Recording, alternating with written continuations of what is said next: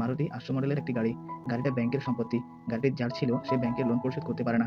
তাই ব্যাংক গাড়িটা সিজ করে এখানে ফেলে রেখেছে। ভাস্কর রোজ গাড়িটা দেখে আর ভাবে এই গাড়িটা যদি সে কিনতে পারতো, কিন্তু তার আগে তো তার নিজের নামে নেওয়া লোন পরিশোধ করতে হবে। তা না হলে এরকম স্বপ্ন দেখা বৃথা। বেতনের টাকায় ভাস্কর কুলাতে পারতো না। তাই সে একটা সাইড ইনকামের ব্যবস্থা করে।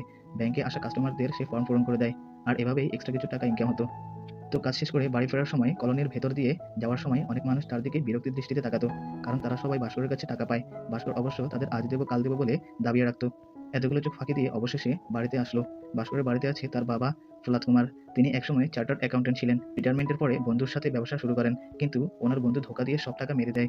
সেই থেকে তিনি আর কারোর সাথে ঠিকমতো কথা বলেন না। ভাস্করের মা ছোটবেলাতেই মারা যায়। এক ভাই আছে যে ইঞ্জিনিয়ারিং পড়ছে, এক বোন ডিগ্রি কলেজে পড়ছে। এছাড়া ভাস্করের স্ত্রী এবং এক ছেলে রয়েছে। এই হলো ভাস্করের ফ্যামিলি। এদের নিয়ে তার কোনো রকমে কষ্টমষ্ট করে দিন কাটছে।